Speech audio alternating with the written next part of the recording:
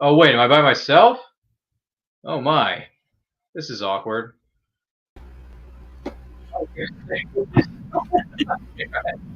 Glad it was you and not me. Am I hosting this show? Am I getting the torch passed by Joe Dog and all his would you cronies like back to there in host the old the folks' show? home? What the frack is going on? Would you like to host the show because you were immensely overly qualified compared to the rest of the crew? Thank you. I appreciate that. Yeah, sure. Yes. You want me to host this thing? Thank I can. you, John. I got nothing better to do with my life. It's not like I have a full-time job to go to tomorrow morning. So yeah, sure. Why not? I got nothing to lose. Well, Brian, you know me. I'm always throwing somebody under the bus on this show. Apparently, it's me this week. Yeah. No, just this minute. Oh, just it'll this be minute. one of the. Thank It'll you. be one of the rest of us in another minute. Oh, great! Because it's great to see the 2.5 people who watched this show in the chat already. Hi, Donna. Hi, Carl. And what is it? Sarah's here as well, so that makes 3. The half person I was thinking of was one of Carl's cats or something. Yeah. We got 6 people tuned in. 7 That's people. Wonderful. And now. That's better than 2.5. How are we doing that? Hey. I'm so happy about that. I love a lot that. of them are on It's good to see you Facebook, fellas. obviously. Yeah. Oh, Ruth Jackson's here too. Gee whiz, look at this. Hey, Ruth. Actually, I need to talk with you, Ruth. Really? HallowCon business, but that'll be here before you know it. Yes, Okay. it will. I hope so. It's an exciting event. I heard it's one of the biggest events of the year. It's going to be a lot of fun. And it's going to be cool. It is, isn't it? Temperature-wise as well as Atmosphere-wise. experientially. Sure. That sounds like Ron, I'll tell you how it goes with HallowCon atmospherically. Mm-hmm. I show up wearing sandals, shorts, and a T-shirt. Really? In October. In October. I leave on Monday Mm-hmm. in long pants, socks, tennis shoes, T-shirt, and a hoodie. Wow. That's because he doesn't own an overcoat. Oh, okay. I was wondering where this was going. All right, got it. Hey, I could get him one through the Army surplus stuff, but it'd probably be Russian. I think he needs one of those furry. Great overcoats, let me tell you. He needs one of those furry parkas like Prince Stewart wore in Third Rock from the Sun. By the way, Nicholas Anthony Tucker, congratulations on your most recent appointment to being the new host of Nevermind the Furthermore. That's great stuff, man. Congratulations. And Walt's here too. And everybody Ruth, is here tonight. What do I need? You need to pick up something from across the street and hold on to it, and that will be part of your budget. Oh, it's this way. Got it. Mm-hmm. Whale. Wonderful. I'm happy to hear that. How cryptic. I know, it sounds wonderful, doesn't it? I'm sure the both of them know what they're talking about. Yeah. She has no clue, but she does now. By the way, you're welcome, Nicholas Anthony Tucker, in the chat. Yeah. But yeah, I am trying to be in a good mood. Sure. Hey, we've just been threatened. Yeah, I'm. There will be a live green room out. Okay, so now I know what to avoid when I go to HallowCon. Great. Wonderful. Yeah. No, Dan and John, y'all are going to get a little upset with this. Oh, yes, dear. I was outside, we have a 1-bathroom house, so us guys have to go outside for, Outside con, yes. Yeah, for an outside con. And I find one of my propane hoses is cut on my smoker. Really? Cut. So you have sabotaged to Grillzilla. No, Grillzilla's not. Trust me, the police aren't here. Yeah. Really? So, I've got to buy a new propane hose. Ooh. And who are the usual suspects in this case? I have no clue. Round up the usual suspects, as my good friend Claude Rains would say. round up the usual suspects. Yeah, that movie turns 80 years old this November. I cannot wait to celebrate that 80th anniversary of that film. I'm very excited. I absolutely love that movie, and Who doesn't? the sister movie, if I may be so bold, is Maltese Falcon is also one so of the good. favorites. I love that film.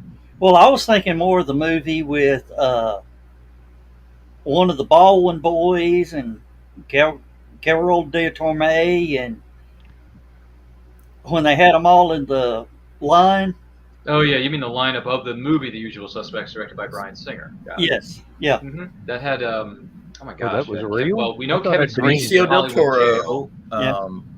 Had Stephen Baldwin. Stephen Baldwin was in Stephen that. Baldwin, Kevin Spacey. Yeah. And somebody just put on Facebook. They were talking about how they knew Kevin Spacey before he adopted that name. He was Kevin something, but Gabriel Burns. Yeah. Was that right? Was I don't know. I don't remember. Kevin Clearminded was his original name before he became Spacey. Wow, I was unaware of this. Jeez, I learned a lot about these things. I can think of the scene. Timothy Leary strikes again. Yeah. Oh my goodness! On this, look, did you see what Walter just dropped? He says, on this very day in 1938, Superman first appears in DC Comics Action Comics series issue #1. Wow. And that's my favorite That's my favorite fictional character of all time, too. And that was a divergent point in the timelines. That one slipped by me today. You know what? Really? Speaking of which, Bill, you would appreciate this, because speaking of Action Comics, there's something that just came to my mind here. Yeah, these prints came in, so, yeah. One day your prints will come.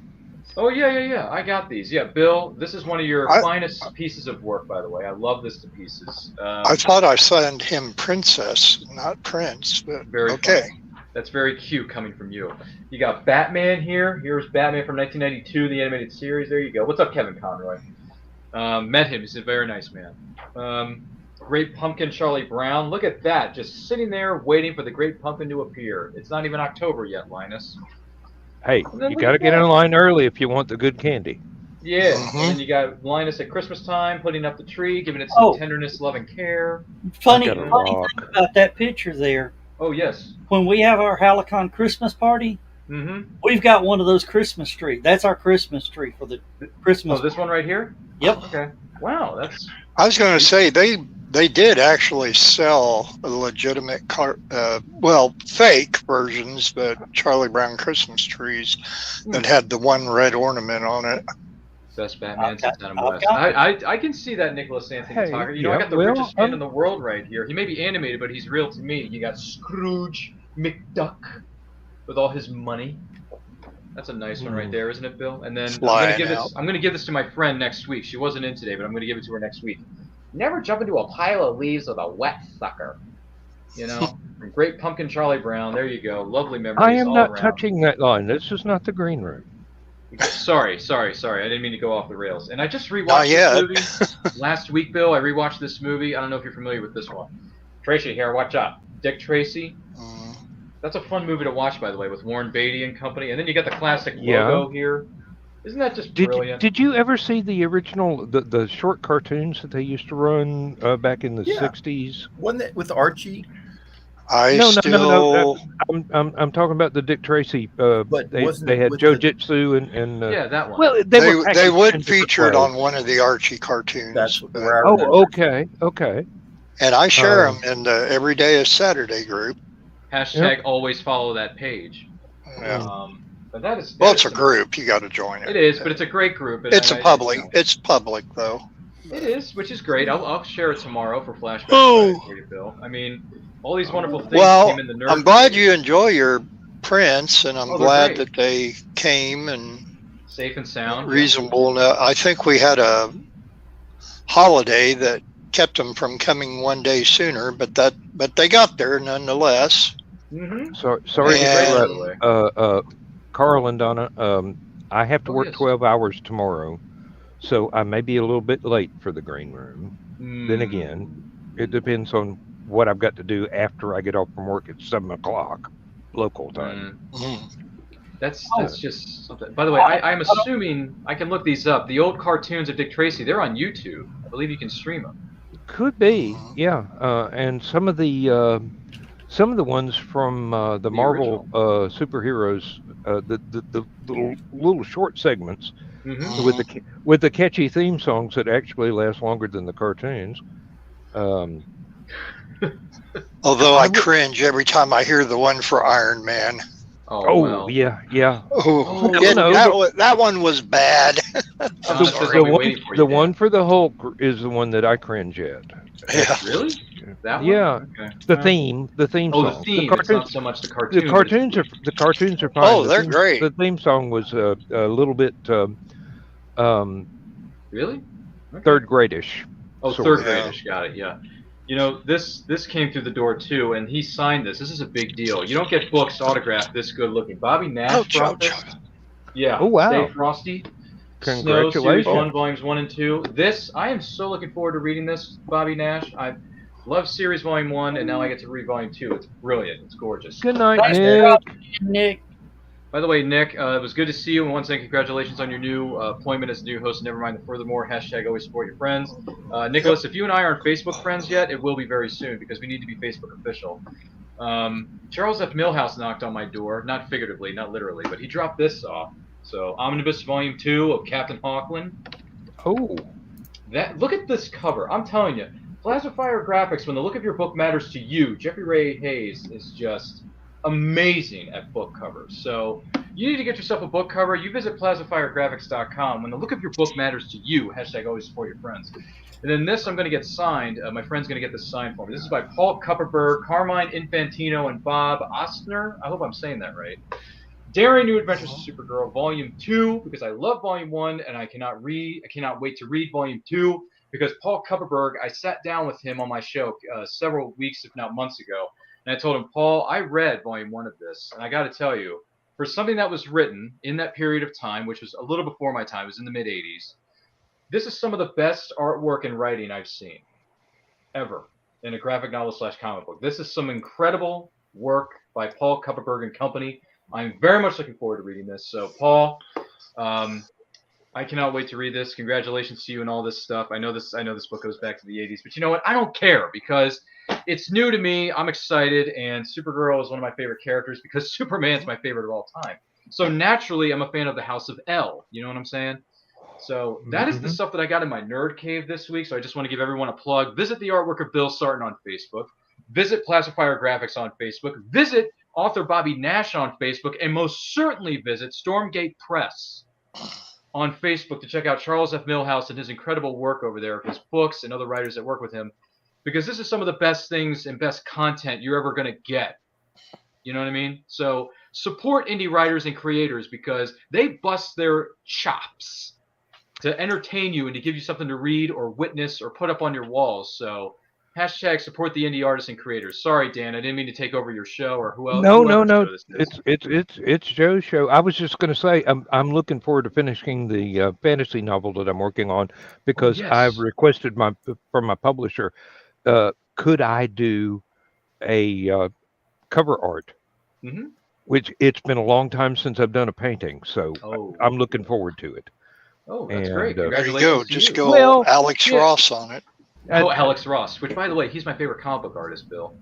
I don't know whether or not he'll go for it, but I'm going to do the painting anyway, because I wanted to do the painting. So whether it gets used for the cover or not, it's going to be out there as some more of my art, which is too few and too far between these days. I'm doing music more than I'm doing art. I'm doing writing more than I'm doing anything else. Well, maybe you can have it as whatever you have for your cover art, use the painting that you do as a variant cover for those who maybe do something special with it, you know. Well, I mean, if the publisher doesn't go for it, that's fine. If he's got something else he wants to use, I mean, he's the publisher, so that's all right, all fine and good. But I'm just excited to I want to finish the book. I want to do the painting. I've got other books I need to get on to, and I'm about 3/4 of the way through the book at the moment. So Before we get too far away from everything that you and Ryan have been talking about, first of all, thank you, Ryan, for the plugs, and as always, and not only mine but everybody else's, because I think you do it more than most people I know, and that's that's very appreciative. And some people don't see it, or there's Ryan talking about somebody, or there's Cindy Kep talking about somebody, or whatever. But the fact that people like you and Cindy and others take the time out of your day to do it, whether you're on shows like this or doing it on your page, or Ryan here always sharing my artwork and that to his pages and that. So yes, it's greatly appreciated. And then it brings more viewers to it as well. And and anybody asking, my art prints are for sale. $14 for 8x10s, like what Ryan just showed you here a few minutes ago, and 3 or more, which Ryan took advantage of, I knocked the price back down to $10 a print. And I try to send them off pretty quickly as I can in a acid-free bag, in a cardboard mailer, and then I always contact the buyer to let them know when I shipped them off, and I give them a tracking number. Now, having said that, a couple days later, I shared another one of my prints. This is the whole reason why I made prints of my artwork available, because I shared some number of years ago a piece that I did back when I was 14, 15 years old, and it just got put away for a long time. So when I started my artwork page, and I started adding things, I thought, why not add some stuff from, some time back, and whether they're good or not, whatever, some people might enjoy them. Some people might think, why did he do that? And this was one of them. And it's a print of Chief Illini Wick, the mascot of the University of Illinois up through 2007. And won't get into the politics of that, but needless to say, right after I posted that on my Facebook, I was contacted less than 24 hours later of someone who wanted to buy it. And I said, sure, that's great. And then not even 10, 15 minutes after I said, it's yours, I had 7 or 8 other people wanting it. And I don't want to let people down. I don't want to say no on things. And so this is how the making prints of all my artwork are available, because I still have access to it. They are still mine. So anyway, and I sold 12 of those, of the Chief, just within that same month. Now, I posted him a couple days ago again, because I got like over 550 sketches and stuff on there that I know that some people have seen numerous times over, and there's probably some that have never seen it before, but just putting it out there. And so I got quite a few likes on the Chief again, but I got something that I wasn't quite ready for. Copyright strike? No, not in the least bit, because it was not the Chief logo. It was my interpretation of the character, which was just from the, basically a bust. Mhm. But and the way the coloring was, it could have been anything. But I did predominantly a blue-orange motif because that's the colors of the University of Illinois. Yeah. And I had a person who lives over where Carl and Donna live, and he said, "Hey, do you mind if I print up a copy of this?" I always ask first. And I said, "I'm sorry, but I do mind." And it just, I have prints of these readily available. They're very reasonable. This is the first time I've raised my prices on prints ever since I started doing prints. And I've only raised the price $2. And that's basically just because of postage. And I'm still basically kind of eating the postage on all this. And Laura and everybody else saying, you got to make those people pay for their own postage, And so that's why I do. That's up to you. Yeah, that's up to you. Yeah. Well, That's the discretion of the artist. Exactly. I agree. And but anyway, if I had prints of all of my artwork, I'd be tempted to just give it away. But that wouldn't devalue the original. I do that too. That wouldn't devalue the originals whatsoever. But well, I was happy to pay. Yeah, and I was happy to take it. No. Well, I mean, let's just say I bought more than 3 prints. I mean, I went on a bit of a tangent. Yes, you did. I need these prints. You cried all the way to the bank, Bill. I did, but I don't regret it because I'm supporting an independent artist, and I cried all the way work at the same time. I cried all the way to the bank today, and I'll tell you about that later. But anyway, now it's like, now what the hell is he talking about now? But no, I mean, he had to spend $30 in gasoline to cash a $20 check. Yeah, pretty much. Ooh, John. No, it was more than that. But anyway, no, it was just one of those things. And I showed this to Laura, and she's like, man, he's got some gonads to ask that. And I said, well, I guess at least he asked. And I do put watermarks. A lot of people would just go ahead and print stuff without asking. Right. No, right. Whether you got watermarks on it or not. I mean, that's a good point, Dan. And if you got something with a watermark on it, and I don't make them too awful visible. Carl, when I do the little funny memes for the green room or for him or Donna or whoever, I'm always putting in. He says, make sure you put your logo in there, but that way, it's intellectually yours. Or what. I'm like, I don't care, but I do it so discreet and it's so small.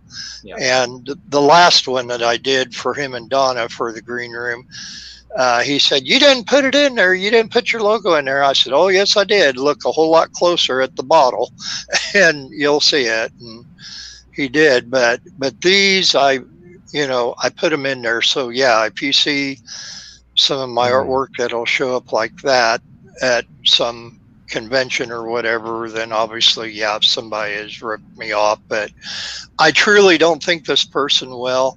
I know the family, and and I will not say even the last name because Carl and Donna are here, but it's a renowned family. And the DuPonts again, huh? Well, Oh, damn. Hey, my wife used to house sit for the DuPonts. Really? Wow. Geez. Yeah. Man, I'm learning all kinds of historical facts tonight. You should talk to my wife. She has really a very colorful history that she thinks is boring. Oh, boy. Yeah. And Bill, Lindsay said to tell you that she just absolutely loves everything that you post on Facebook, all your artwork. She just, it's an automatic love heart, basically. Can I say something to that, Dan? Yeah. Can I say something? Because, Bill, when you posted this the other day or a few days ago, I can't remember when it was, and I apologize that I don't. You posted a picture of Paddington Bear one day, and then you posted another picture of Corduroy. The Corduroy Bear? Mm-hmm. Okay, So you post those two, and I'm thinking to myself, oh my gosh, I remember having a Paddington Bear as a youngin', and I also remember having a corduroy, like stuffed animal, I think it was. Or if I didn't have the stuffed animal, I remember the book or the books, because wasn't corduroy a series of books at one point? I can't remember what. Okay. Well, I know of the one book that may so have it was been. a book. Paddington was a series. Sure. But I remember having the corduroy book, and I'm like, oh my god, this guy is just like, you're tugging at my memory strings, man. Like when you posted Superman and then Batman from '92 and '96, I'm like, this is some great artwork. I need to have this because you're hitting me in my nostalgic, childhood memory feels. So I just I have to have this. Like if I don't have this now, if I don't claim it, it's like I need something to hold on to so I can have those memories triggered every time I look at that print. Whether I pull it out of my portfolio that you saw a moment ago, or I get it in an 8x10 frame and I post it on my wall, whatever. It's like, oh my gosh, man, you're bringing back so many memories. It's crazy. If you've got wall space, I highly recommend Bill's artwork goes in a frame. If you've got wall space. I don't have wall space anymore. I've had to quit buying physical. I know, Bill. books. I feel so bad because I don't have any wall space for this stuff. But at the same time, I could remove some stuff from my wall, like put it away for a minute and put some of your stuff up as a replacement, which I don't mind doing. But man, I've got all these Beetle picture singles and covers and frames, and now I got to figure out where to put them. I mean, I wanted to put them behind me, but that's kind of reserved for. Well, yeah, and it's kind of reserved for my. That's the wall of fame for the people who have sent me stuff. But thank you very much, and Dan, hug Lindsay for me. I was actually thinking of Lindsay when I did the Paddington Bear. I watched. That touched her heartstrings. I'll tell you that right now. So Especially, good, man. It was on the heels of Paddington and the Queen having marmalade and tea together. Oh, okay. Well, the day before they had a collector's call with Lisa Welchel on MeTV, and it was a husband and wife team that was collecting Paddington Bear memorabilia. Whoa. And that put me to mind. I thought, because every once in a while when I do new sketches, I'll try to do a theme for the whole week. I know a couple weeks, 2-3 weeks back, it was all like anime stuff, which is not my absolute favorite, but I do like some of it, and I know it's really popular with other people. So I did that, and then this particular week I thought, well, I do Winnie the Pooh and stuff like that, and I do the original Pooh, E.G. Shepard illustrations from the original books.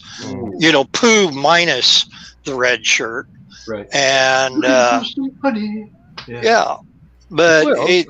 I never did do any of the others. So Paddington and didn't you make a drawing? Didn't you sketch Eeyore?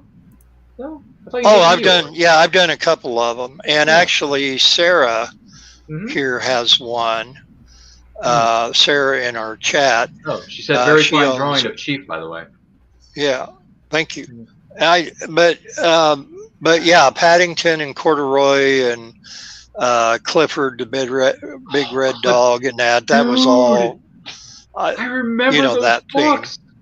So that was another thing. I didn't mention it earlier, but when you posted Clifford, I'm like, oh my God, I remember the books. I remember going to the book fairs and having my mama bear get me those books, man. I remember that. I was like, oh, man, you hit me so hard in the feels, Bill. And the little girl, I was only going to do Clifford at first, and then this was something new that I found out.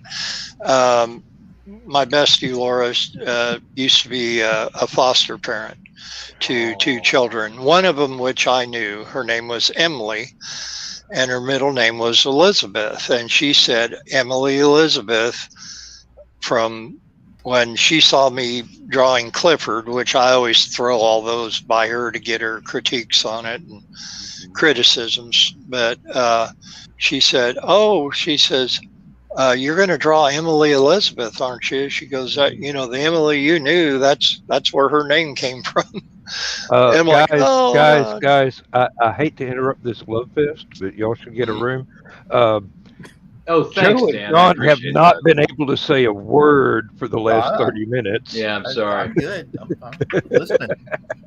We can't help it, Dan. We're trying to, we're just having nostalgic Reminiscing. feels on Throwback I Thursday. know, We're also and I'm supporting Bill's work, so there's nothing wrong with that either. Yeah.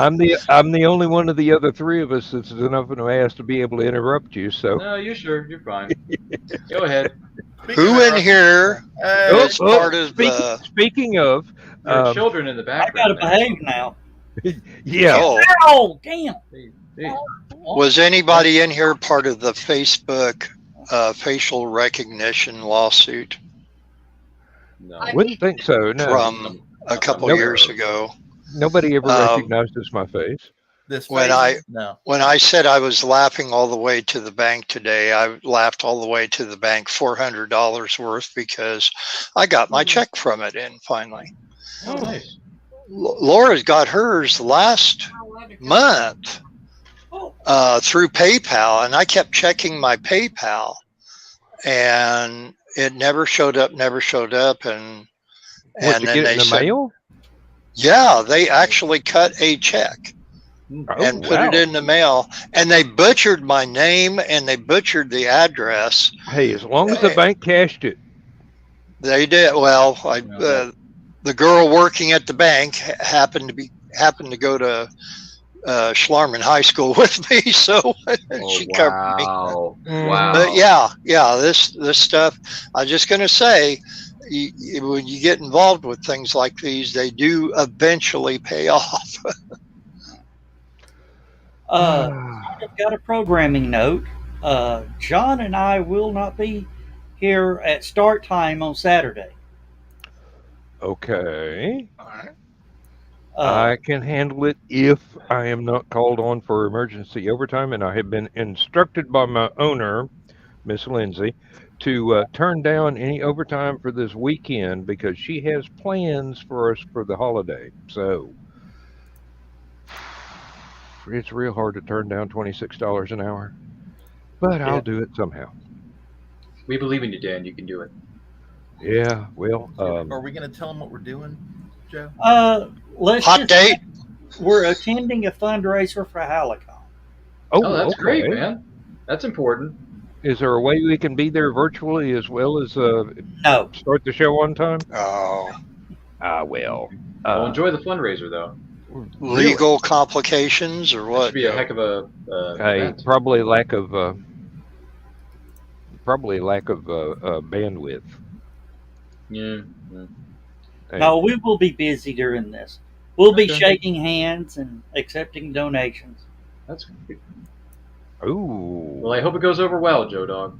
Sounds like you're going to need a big tablecloth. There's going to be some of those that's not coming across the top of the table. See, you should do a live remote, and you should have a tip jar scrolling across the bottom of the screen. Oh, no. People really that getting give into that? donations do not want to be in a wall scroll at the bottom of the screen, let me tell you. But No, I said have a tip jar at the bottom of the screen that they can use to donate to.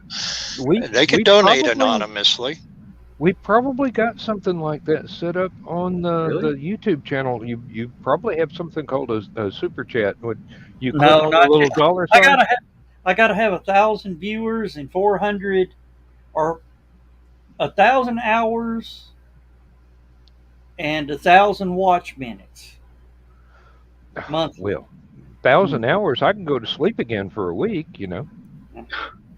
Oh, God. Just don't shut the show off. Yeah, we can do a 24-hour live stream. Of me snoring, yes. That, or you can have me host the show as I hosted the first 30 seconds by myself earlier tonight. I host and produce podcasts as my hobby here, Dan. So. Yeah, well, I just wanted to see how you reacted under stress. I was really surprised. I was like, wait a minute, am I hosting the show tonight? What is going on? Where is everybody? This is a bit weird. Oh, I wish I could remember the quote from the King Crimson album now. Well, just know, Ryan, if you're part of the panel, you got to be ready to take over the show at any time. No really? pressure on me. And I everybody understand. else has to go to the restroom at the same instant, and you're on the Right. screen by yourself, which Ryan, I'm sure you can handle. do what I do. I impersonate Dan. Oh. Now- Jeez. Now, I will admit, I did fall asleep during the intro one time. Oh, okay. That happened. Hmm. Hey, My headset was off while the intro was playing. oh, Yeah, I saw you put it on and all that, and I said, "Good, he's ready to go." Yeah, it was off, but then once the intro was complete, I'm like, all right, showtime, I'm ready to go. oh, you missed my music. Well, I'm so insulted. Bits and pieces of it through my head. I mean, even though my headset was off, sitting by my ears. Yeah. Well, with this wireless headset I got now, it's not good for listening to music, but it is very good for voices. So, Oh, well, that makes it's a sense. great it's a great communications headset, but it's crap for listening to music. I've got to get out the old-fashioned plug-in-the-box kind of headset if I'm Different writing kind. another song, and I've got to listen to the mix, and Yeah. I've got to pay attention to the notes and Yeah, all the nuances.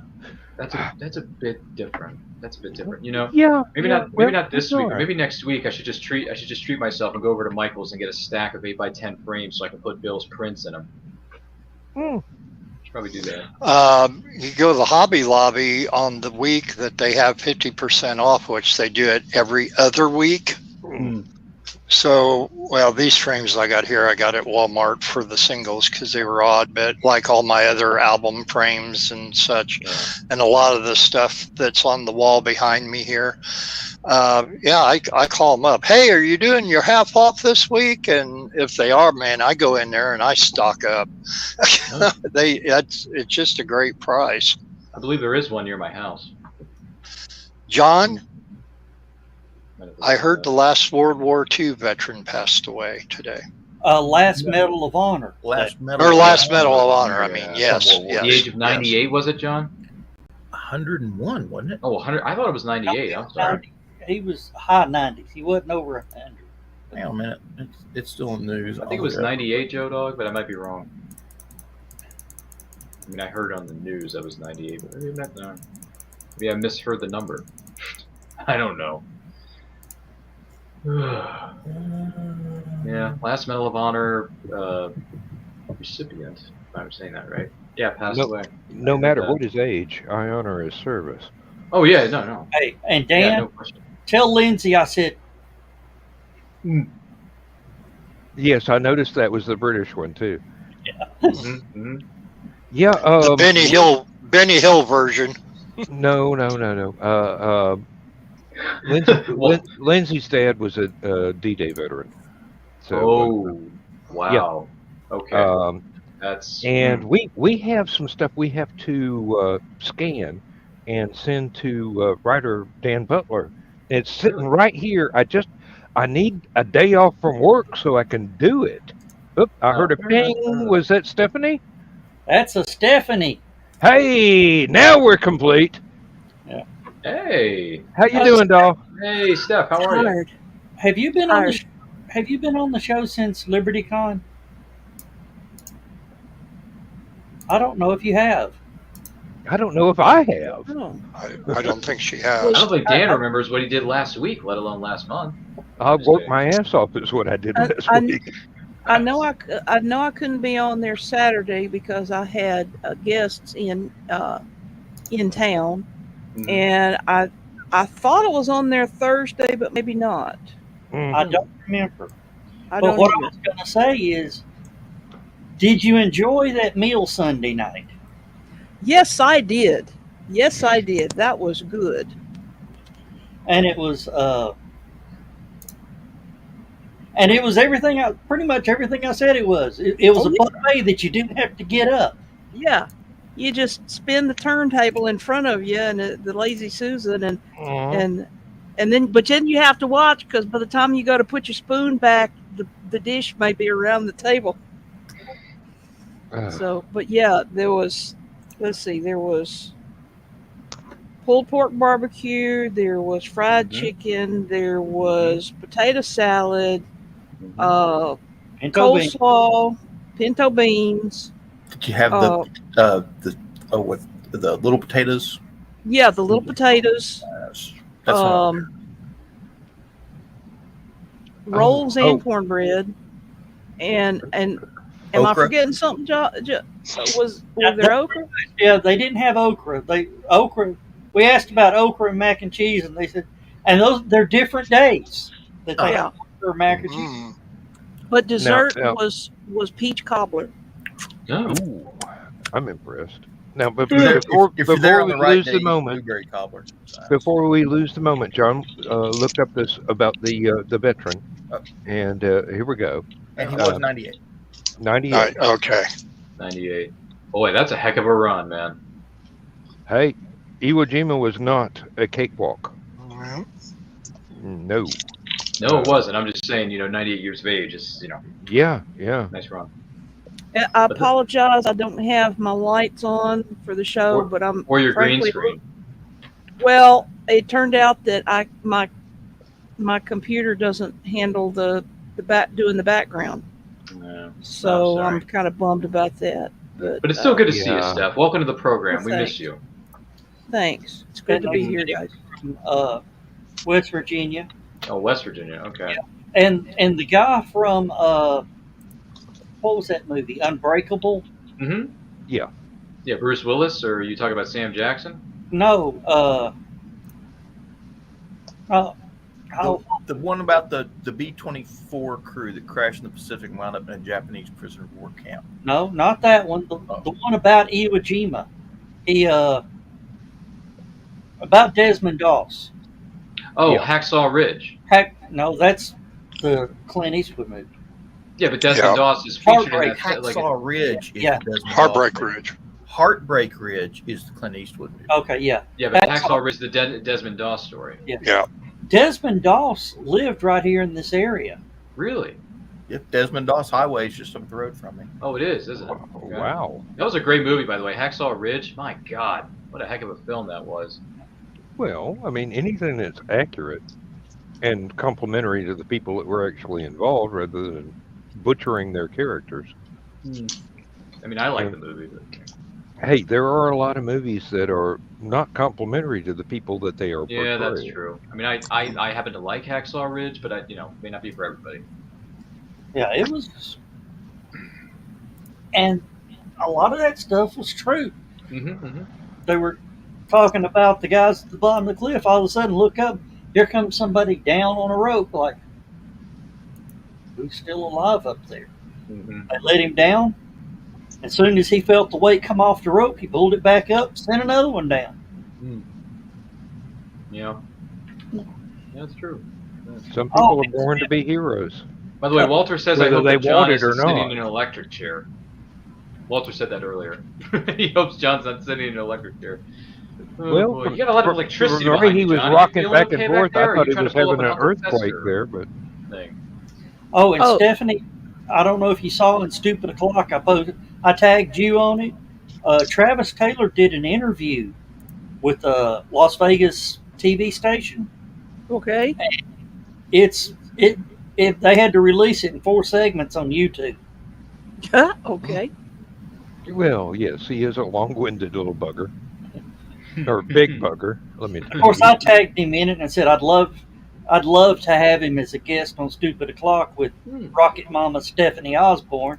So that way, if he sees that he's been tagged, he'll look at it and go, "Well, Stephanie." So if you hear from Travis real soon, it's because of me. Okay. It's cool. And get him and invite him onto the show. Will do. We can blame a lot of stuff on Joe Dog and get away with it. That's true, Dan. That's very true. And Carl, the knee is doing better. Not only did I get a steroid shot in it last Friday, it actually popped. I kind of twisted it a little, and it popped, and I was just it was like waiting for the pain to hit, and it felt better. Oh. Mm-hmm. Are And you bone on bone? Opposite of pain, yeah. yeah, I'm It bone went on back bone. into place. Yeah, something went back into place. But yeah, I'm bone Yeah. on bone in both knees, Bill. So Okay, yeah, it's, same here. Oh, And Stephanie, I did get the 2 science books from Amazon, Okay. so they're on my Kindle, waiting for me to get through with whatever it is that I'm reading right now that's fiction. Um, and I will plow through those as quickly as I possibly can, but as thoroughly as I possibly can, because I intend to enjoy them like I do everything else. You're right. I appreciate it. I hope you do enjoy them. I hope you do learn something from them. Oh, I Or will. you know. Believe me. Oh, it's Stephanie. Love the hair. Thank you. This is known as washed hair, combed it out, let it air dry. Mhm. That sounds there's about kind right. of nothing. That's why she has the light on. that's why you have Elrond as a stylist. Just do this. We'll leave the light on for you. You know? Nursing your hair. Well, in all honesty, I just didn't feel like getting everything out and hooking it all up tonight. I'm tired. I just finished an editing gig. I spent all afternoon and evening editing and wound up about 45 minutes ago. And so I got it all sent off, Sure. checked in with my parents, and hopped on here. So Busy day at the office. Busy day at the office, yes. And Walter wants to know how Joe got his nickname. Ooh. This nickname has been with me since 1993, I believe. Gee willikers, I was only 6 at the time. I was Sorry, didn't mean to feel you. Didn't make some of the people in this studio feel dated, but 1993 was a very popular year for us kids at the age of 6. Yeah, well, there was a local cable access TV show that just got sponsored by Red Dog Beer. I remember Red Dog Beer. I called in and all that and gave them a little backstory about their marketing campaign.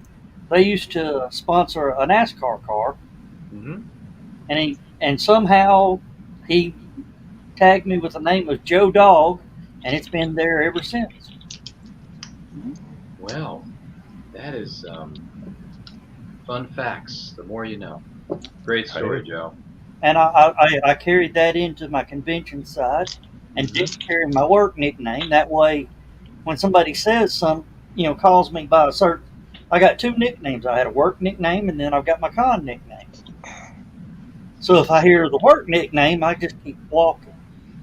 Yeah, one tends to do that with those sorts of, shall we say, Anglo-Saxon monosyllabic words there. I got a couple of nicknames too, but we can't talk about it on here. So Yeah, you gotta say that for the green room. Yeah, really. That Ryan will not be attending. I got a few of those too, Bill. You know, I don't even know if the green room's ready for it. That's how bad they are.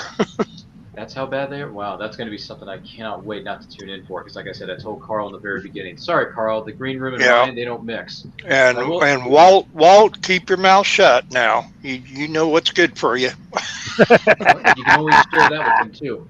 You know, it's funny you bring up the year 1993 there, Joe Dog, because in 1992, a little indie film called A League of Their Own came out, and tomorrow is the official 30th anniversary of A League of Their Own. 1993. What was that? No, 1992. The year before 1993. So 1990s. What was early 1990s? What was I doing? No, it's okay. It was 1992 on July 1st that film came out. We're going to be celebrating that tomorrow night at 8 p.m. Eastern Time with a watch-along / celebration of A League of Their Own. So that's exciting, right? I believe I was. Film. I mean, everyone here is still in the garage band at that time. I believe I was still in the garage band at that time. That movie gave us some great actors too. Oh, some great, great up-and-coming actors at the time. Lori Petty, Tracy Reiner. You got, Taya Leone makes a cameo in it. Yeah, Madonna. It's blink and you miss it cameo, Some- but Taya Leone was in it. Some nobody named Hanks too. I don't know why they cast him in there. Gina Davis, Tom Yeah, Hanks, he- Madonna, Lori Petty, Rosie O'Donnell. He always looks Um, like an animated character. What was the other one? John Lovitz. John Lovitz. That was like his first film role. One of his first film roles for John Lovitz. Yeah, that's it. Yeah, right. Bill Pullman was in it. The President of the United States from 1996's Independence Day. He was in. He plays Dottie's husband. I forget what his name is, but he's a comedian. He played kid grown up. Who did? This comedian. The movie was about the opening of the women's side of Cooperstown. Mm-hmm. Yeah. And this old guy, he was in his early 50s, goes, walks up and says, "You don't remember me, do you? You don't remember me?" They're going, "No." And he goes, "Yeah." And they went, "Oh." He was the little bratty kid. Yeah, you're gonna lose. It was Stillwell Angel. I forget the name of the actor, but yeah, he was in a lot of stuff back in his acting days. Yeah, he was in Teen Wolf with Michael J. Fox, playing Chubbs. In the film.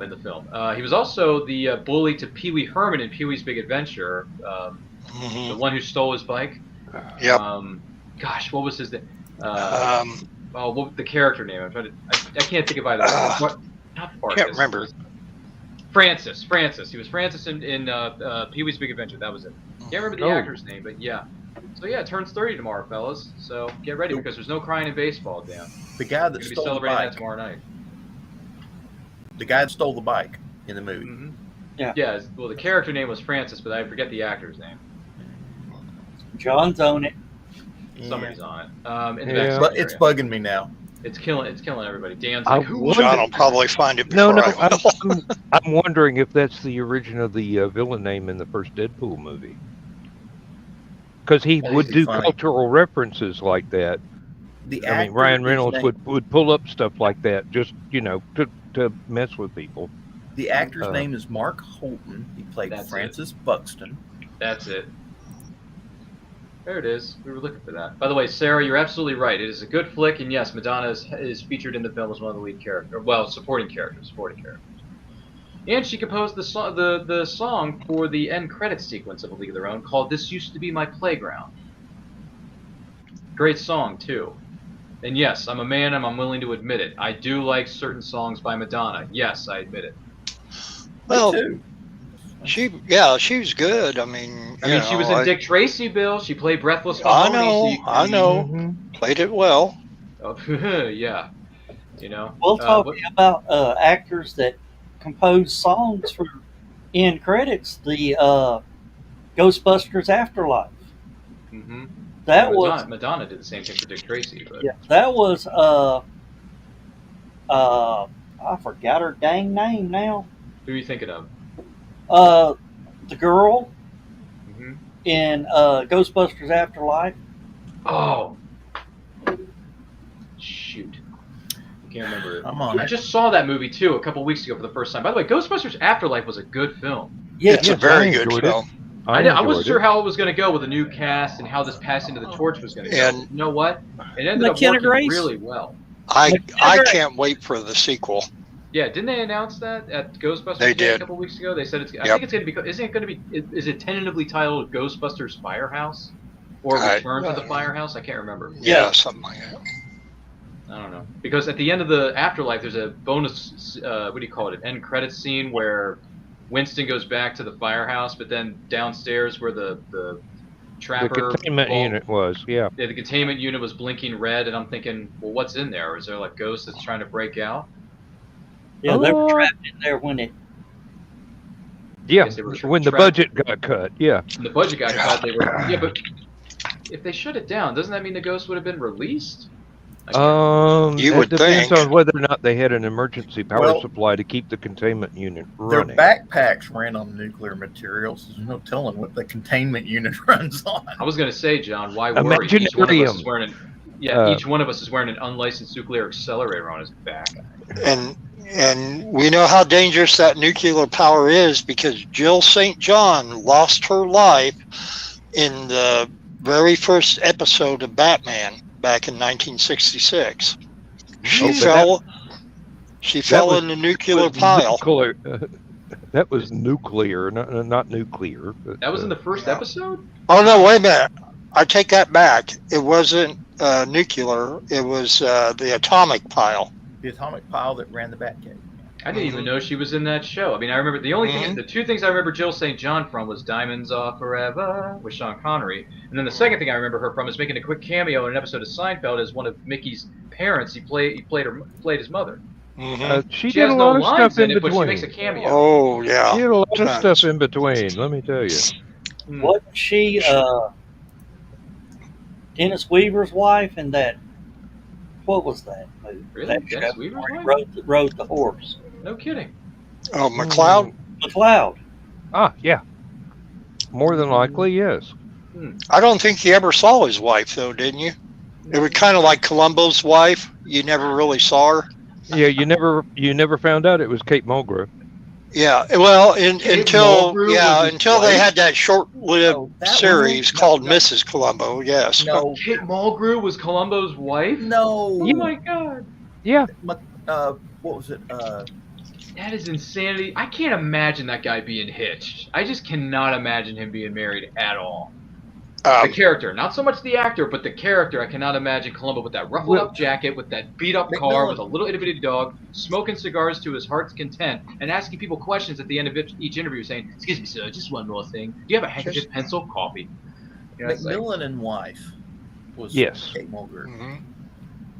Oh, that was Kate Mulgrew? That was one of them. No. Jill St. John. That was Jill St. John. John. Yes. Hey, Well, I've history watched about- every one of those movie of the week things for what was it, Monday Night Mysteries or whatever they called it. Saturday It's Night been many Mysteries. years come Choctaw.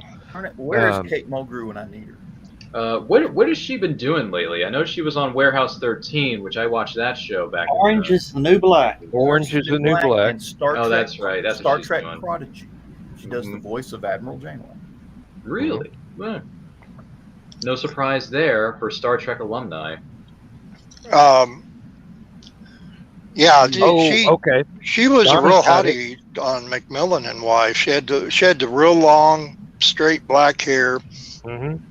Now the Batman episode, you wouldn't Oh, it's Susan St. necessarily recognize. She had short red hair, Yeah. kind of a '60s style hair. Kate for Mulgrew. Kate Mulgrew was, in fact, Kate Callahan played. Well, she played Kate Columbo and Kate Callahan. Apparently, she got married somewhere.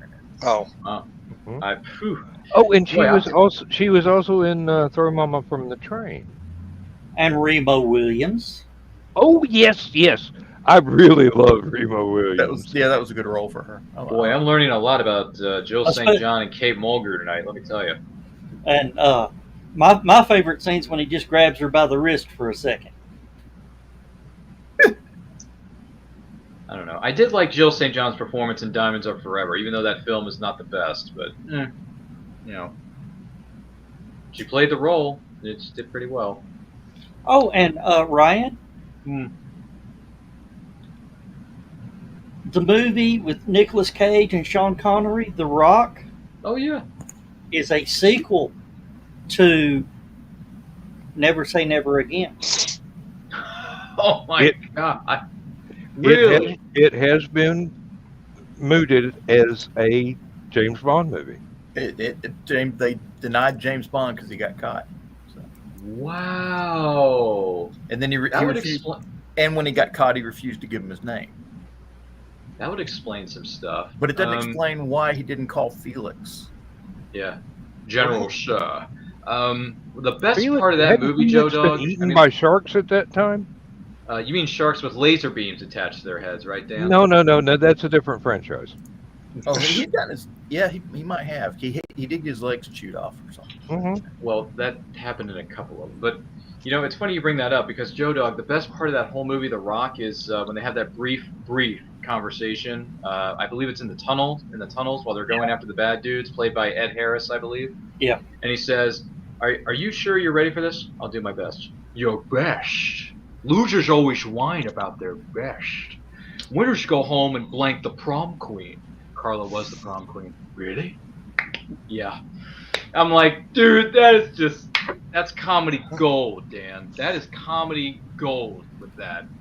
Yeah, That's but the best part of the whole movie. there's like a 30-minute YouTube that some guy sat down and did the timelines Really? of The Rock plus that Never Say Never Again. It's the one where Never Say Never Again is the one in New Orleans, right? Mm-hmm. I believe it is. Yeah. As Yep, he stole whatever. It was the actual story was one of the short stories.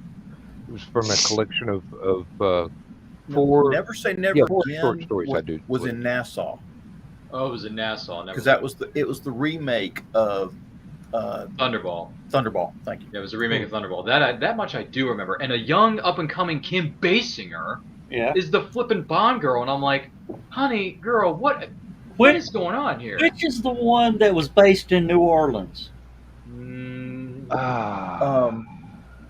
License to Kill or something. No, the second one. No. The second one with Tim Dalton. That's what I just said. License to No, Kill. there was the first one was The Living Daylights, John. Thank there you. There was one with Roger Moore that Live and Let Die. Well, I don't know if that was the one I'm thinking one of, but Jamaican drug gang. Yeah, Yaphet Kotto. And I can't remember the title of it. Baron Zamudi. I cannot remember the name of the movie though. It wasn't A View to a Kill. We know that. Samaday, yes. Yeah.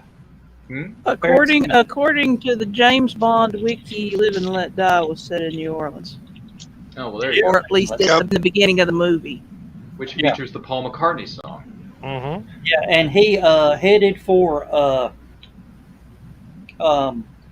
was headed for the Canadian border with whatever secrets that he stole, and was caught at the Canadian border.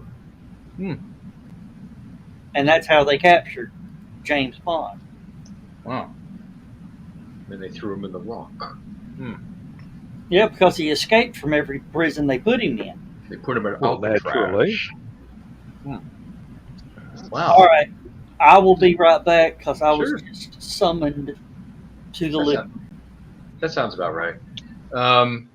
Wow, we're learning some. I'm telling you, for a show that's called Stupid O'Clock, you would think it's nothing but tomfoolery in this studio. But I got to tell you, this show has been more educational for me in the last X amount of months than certain other things that I've done in college. I'm telling you, I'm learning so much stuff from you fine people tonight, and we get to plug other people's projects at the same time. So to me, this is a win-win situation here, John. Ryan, are you a Prince fan? Am I what? Are you a Prince fan? Oh, Prince. I thought you said like art Prince. I'm like, dude, I just bought 8 of them from Bill. Am I a Prince fan? Only when it comes to the '89 indie film known as Batman. Okay. Prince was working on an album that he never finished when he died. Really? Name of the album was called Camille. Oh, Camille, got it. Yeah. Jack White, the lead singer for the band White Stripes. White Stripes, yeah. Okay. Is going to re-edit that album and release it on his record label. No kidding. So we're going to get to see one more Prince album. Well, evidently Prince had several albums worth of stuff in the vault that he didn't think was good enough. He didn't put them out. He wasn't satisfied with them. He was a perfectionist. Oh, well. Maybe he's just like his mother. Well, it's funny She's you mentioned never Jack satisfied. White, because Jack White and Alicia Keys composed the theme song for the James Bond film Quantum of Solace. In this case, it was called Another Way to Die. Which is a great song, by the way. I know. I think Quantum of Solace is underrated in terms of the song and the film. I like that movie. Well, it unfortunately, it's one of those James Bond movies that had to come out after a really good James Bond. Casino Royale, yes. Yeah, exactly. Which was directed by the incredible Martin Campbell, who rebooted Bond earlier with 1995's GoldenEye. So, I mean, Martin Campbell's a heck of a director. That's the. And What that's What another is your point. opinion of the original Casino Royale with Peter I love Sellers? that one. I can tell you with absolute certainty that I have never seen the original, and I have no intention of ever watching it. Oh, Oh, No my. intention of watching it. Not really, because Casino Royale in 2006 is pretty darn hard to beat. The Casino Royale, the original, It's not a is- contest. is a comedy. Okay, first of all, and it's hilarious, especially Who if you're a plays James Bond in fan. that one again? Was it Peter Falk? Everybody was James Bond in that one. Oh, so they had like Yeah. 30 different people? Okay. No, Yeah, like 40. David Niven was James Bond. It's one of them. Peter Who was the other Sellers guy? was James Bond. Woody Woody Sellers. Allen was James Bond, or That's Jimmy right. Bond, Jimmy. Yeah. Jimmy. which ties back into the original American production of what was the one with the gambling? Casino Magic Royale. Secret It Service. was Casino Royale. Yeah, but that in that one, Jimmy Bond was an American Secret Service agent or CIA agent, and went through the plot of the book loosely, but it was all done with a lack of British characters, and it was For what those who Playhouse don't know- 90 was it? Really? For those of you who don't know, when the Broccoli family bought the James Bond series and started making the movies, Mm-hmm. they made a movie that fortunately it didn't see the light of day for very long because they switched the characters. James Bond, Jimmy Bond, was an American CIA agent, and Felix Leiter was the British intelligence agent that was helping him because they were trying to basically turn James Bond into an American. And fortunately, somebody who knew something about vampires put a stake through its heart very early on in production. So there's only a few clips out there of it. No, I've seen the entire thing. I have seen the entire thing. Is It's it? yeah, it's it on awesome. Which explains the gray hair. Hey, it is awesome, but it's not James Bond. No, It's Jimmy it's Bond. horrible. Yeah. No, it's not horrible. I read It's the other just day. It's just one of those things that came Wow. out in the 50s, you know? The Fitties. Yeah. Yeah. Hey, no, I don't I'm know. on the I don't know, Fitties. Dan. I don't know if I want to go back and watch that version of Casino Royale. It just doesn't seem like an appetizer. to No, me. but the one that came out in the 60s is well worth Comedy. the effort. yeah, Yeah. the comedy's funny. Mm. It's Now, Hey, y'all are- if you like Peter Sellers, you need to see this movie. Now, y'all are going to laugh at me, but I remember sitting in the theater watching the Sinbad genie movie. Mm-hmm. You mean the Shaquille O'Neal genie movie, Kazam? No. The, Okay. No, the one with the actor Sinbad. He played a genie in a movie that people say never existed. Mm-hmm. It's Even one he- of those. It's one of those Mandela effect things. Oh, I wasn't aware of that, Dan. Right. Yeah. All right. It all depends on what timeline you were born in. All right. Well, clearly, I think the audience has figured out by now I'm a young buck who was born in the late 80s but raised in the 90s. Hence the reason I know so much about 1992, 1993, and so on and so forth. Considering the fact that A League of Their Own turns 30 tomorrow, and then 4 weeks after that, John, The Living Daylights turns 35. So, just saying. Yeah, Speaking of James Bond, there for you, John. Memories. the people that are in charge of the James Bond franchise, they said the new James Bond movies are going to go in a completely different direction. I'm like, Didn't they say that when Daniel Craig walked in the door? Yeah, they have to go in a completely different direction. They've got no more damn Ian Fleming stories to work from. Yeah. They'll have to reshoot. Oh, they things. haven't had Ian Fleming stories in a long time, Dan. Yeah, all the movies that have come out from Daniel Craig and even partially, what's his name, Pierce Brosnan era that I grew up in. I mean, some of those aren't even based on actual stories. GoldenEye was the name of Ian Fleming's like Jamaican home. right. Mhm. So that's Yep. an original story right there. You know, one of the Living things- Daylights and License to Kill. no, there was they were actually Ian Fleming short stories. Hmm. I think it was Russian Love? View to a Kill. They were from one short story collection that Jeez. didn't have an awful lot of stories in it Hmm. because it was a teeny tiny thin book, but they managed to milk those concepts for entire brand new movies. That's not hard. Yeah. Taking a short story, turning a short story.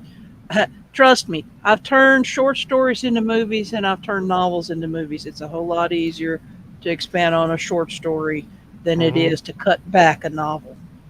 I've Yeah, always well, wondered- I look. I mean, I look script forward to writing is seeing the what they do talent with I it. do not possess. So my hat's off to you.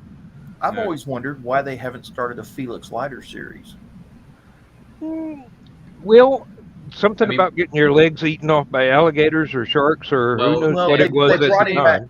They And brought Jeffrey him back Wright in got the, killed off in the last one, so They brought him back in the James Bond series, but well, yeah.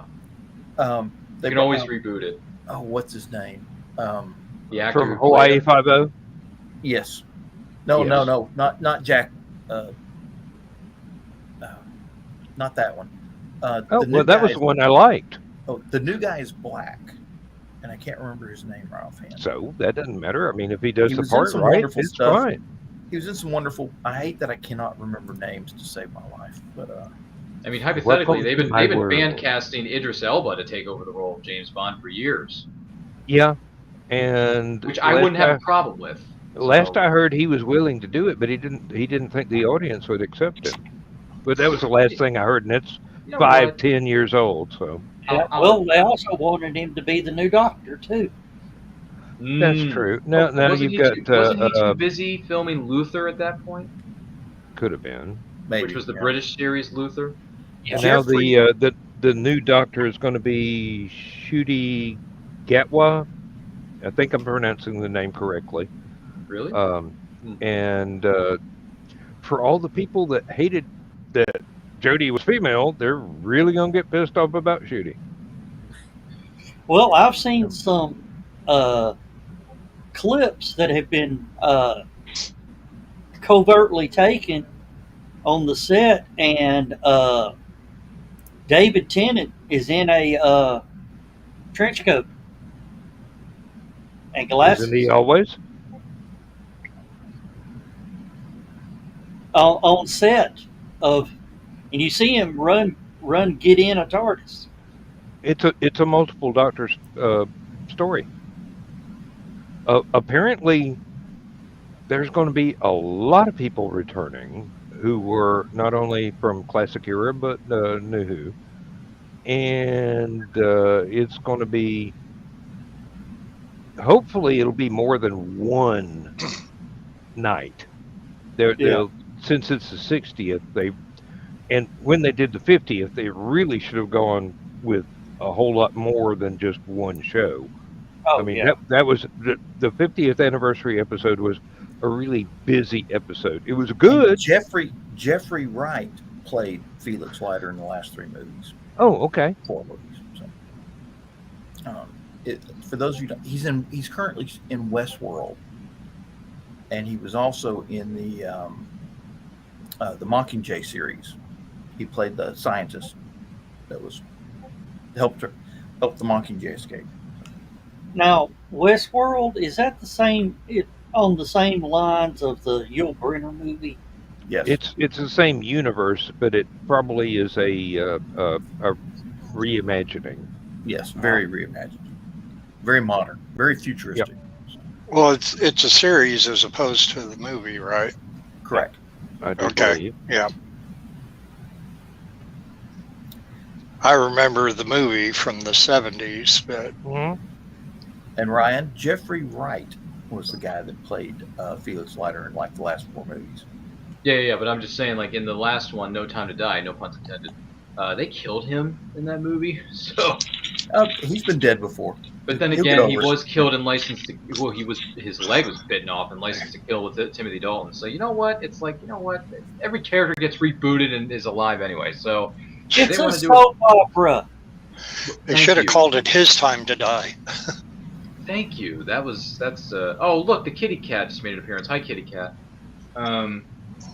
Elron. Is that the name? What's the cat's name, Steph? Elrond half Siamese. That is an interesting name. But I dig it. Hey, I like cats. It's all good. I'm more of a cat person than a dog person anyway. So, you know, there's actually a bookstore about less than 2 hours from where I am that has cats. Like 3 of them live there in the store. And then they work with an adoption and a nonprofit that like helps, find homes for cats. So I think that's pretty great. cool.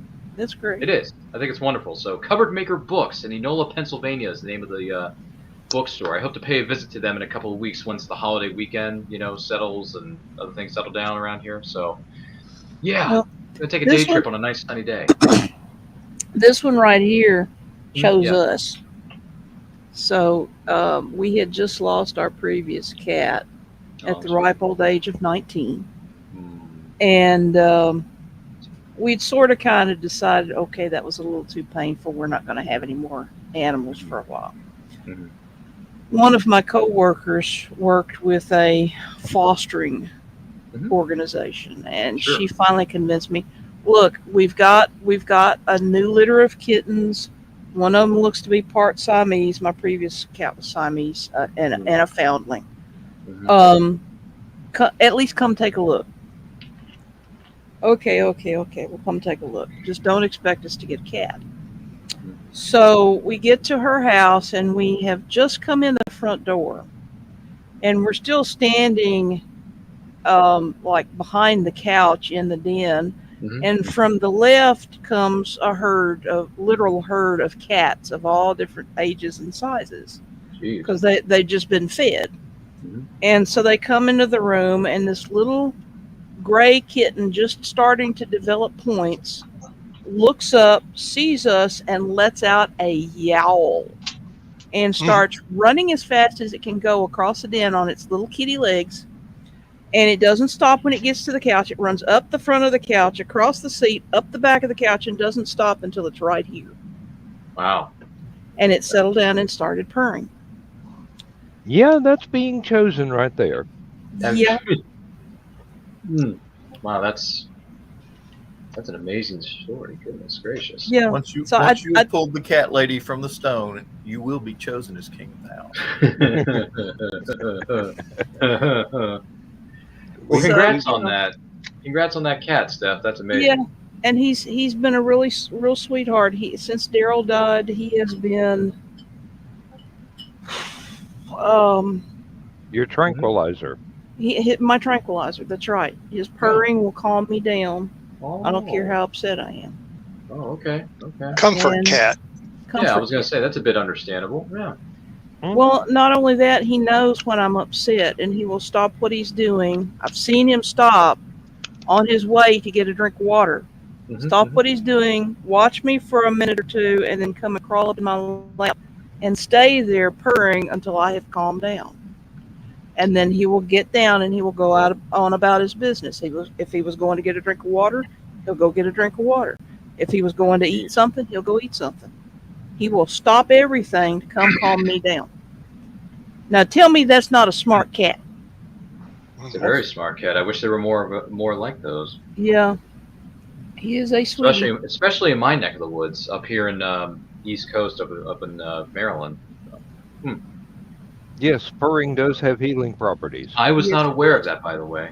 Yes, And it's medically proven, actually. And It is. Not just some. do you know cats only purr around humans? Really? Mhm. Boy, this is like a learning channel tonight, honestly. Hey. Who needs everything else when you got this? Gee whiz. Now, I learned I will go outside into the interior of the chain link fence where most of the cats stay now that they're no longer confined to a huge chicken wire pen with a roof of chicken wire to keep owls from taking them off aerially. And I'll go outside and I'll sit down next to the barbecue grill or something, and all 14 will come up, and the purr is louder than a chainsaw. I mean, the collective herd purr. And 14 cats, yeah, I can see that. Lindsay just looks out the back door and go, "They love their daddy," and I'm going, The cat whisperer has arrived. yeah, really. And she feeds them. She goes out every morning as soon as I leave for work, and she'll feed all of them, including the ones that won't come inside the chain link fence, because we do have a couple that have come up out of the woods, and there's totally feral, and there's one that still if I open the the door to the screened-in porch, he'll run in, but he won't let me touch him.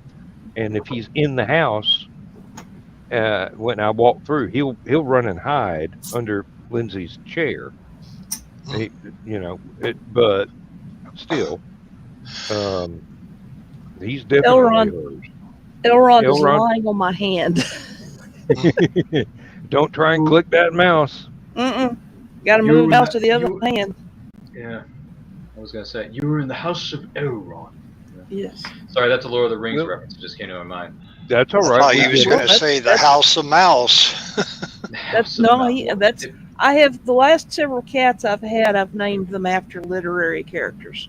My previous cat was a Siamese foundling, and I named her Anna after the character in The King and I. I remember watching The King and I when I was in grade school. We watched the musical, the movie. Yeah. Mm-hmm. Yeah, I remember that one too. There was one scene that stuck in my mind, and going, "You sure you should have showed this to fourth graders?" Who plays the love interest in the movie? I can't remember. It's Yul Brynner and who's the actress? It wasn't Jodie Foster, was it? No. Oh Lord, no! She hadn't even been born at that time. Yeah. Her parents were children at that time. Never mind. I'm thinking of a different iteration. Yul Brynner, and who was the love interest? Gosh darn it! Now we are talking about the '56 version. Yeah, I'm sorry. Yeah. I was thinking of a Deborah Kerr. Thank you. Oh yes, that's right. That's right. Rita Moreno. Rita Moreno. Rita Moreno was in it, but yeah. No, it was.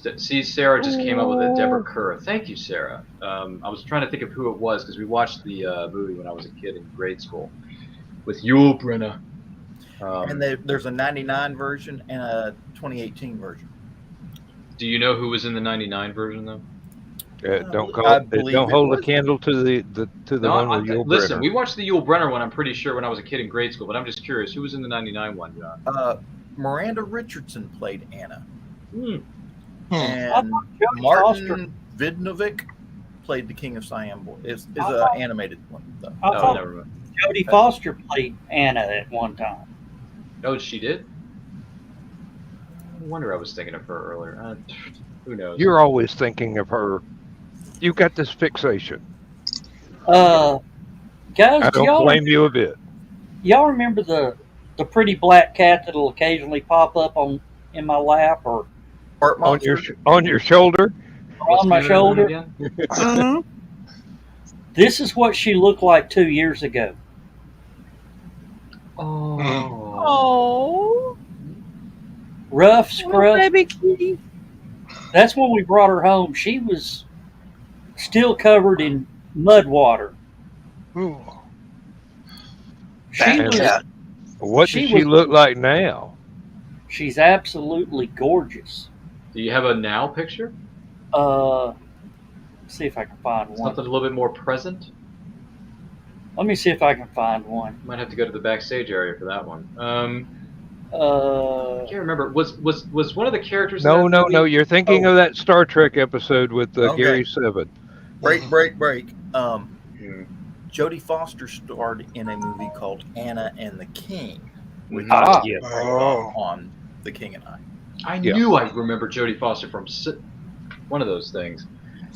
I think the earliest performance that I remember of Jodie Foster being in was an episode of The Partridge Family where a young 9-10-year-old Jodie Foster was in love with Danny Bonaducci. No accounting for taste. Wait, was this before or after she was in Taxi Driver?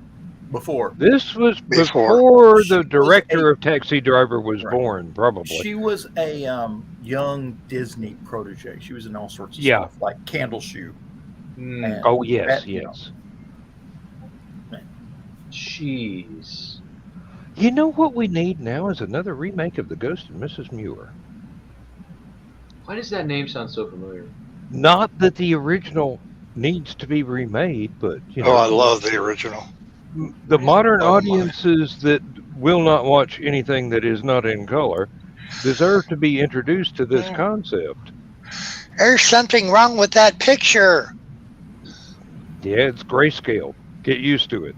Doesn't My the my girls used to say that whenever I would try to like put on a Thin Man movie or something that I wanted to watch, but dads rarely get to watch what they want to watch, and they'd say, "But that's black and white," and I'm like, "But Mandy, Jody, back then, see, the world was black and white. Color wasn't invented until 1966."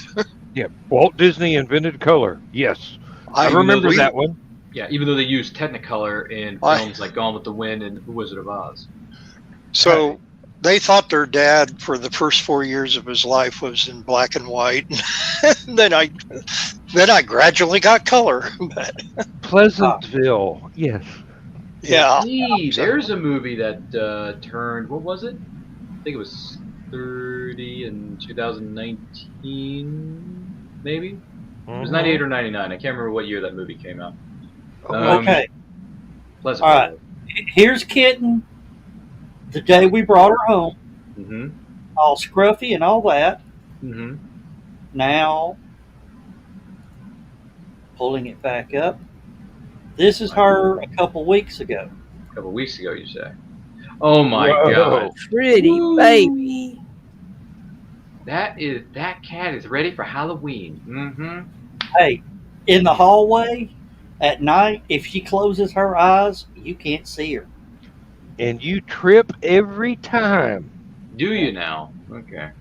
No surprise there. Boy, that's a good-looking cat there, pal. But she is a feral indoor cat. Hmm. She All right. has. I mean, you don't even look at her. If you look at her, she takes off running. Oh, My really? turn. Oh, okay. Oh, Steph, something you want to show to the class?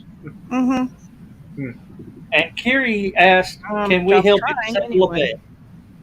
Do we know who Kiri is? Yes, Yeah, you know we who- do. yes, Yep. One of our break- Curie okay. Blood Rose. Okay. Been to Good see you. HallowCon last year. Yes. Oh, good to see you. Is it Carrie or Curry? How do you say it? Kiri. Kiri. Kiri. Good to meet you. I don't think you and I have met before, but it's good to meet you, even though it's in the Yes. comment section of a show. And he thinks she is cute. She is. I finally found a white hair on her. From old age. She's Nice got one. one. She's got one black hair in the center of her back. Nice one, man. One white. One white. Okay, Stephanie's got. I wonder what Catfish. this image is going to be, Steph. Oh my goodness! Beautiful. That's Elrond. That's are those Elrond. red? Are those red eyes now? The eyes are blue, but his pupils tend to be so dilated that you can't really see it. It's just the red reflection caused by the camera. No, I'm sorry. Oh, I got it. But it's a nice looking cat, though, Steph. Oh, he's a pretty baby. What's Curry's? All right. Carrie's asking. Let's say if Snoop Dogg dies before pop becomes legal in the U.S., would he be rolling in his grave? He's rolling right now. Let me guarantee you that Probably. one. He's watching the show. He's one of the ones that never comments. I would venture to say probably. I mean, yeah. Would he Hey, pass that on daddy forward we his- got grown from Carl. That's So that's Carl is- applause. That is applause right there, Gary. Thank you for confirming that, Dan. And Carrie's got the evil laugh going. Yeah. And Donna says Siamese cat's eyes are always blue. Thank you for pointing that out, Donna, because I don't know all that much about different breed of cats. Okay, is it my turn now to show a picture? Nope. Sure. Mine? Sure. Yeah. Go right. Okay. Go You wanna ahead. show a picture of your Here you cat? go, right here. There you go.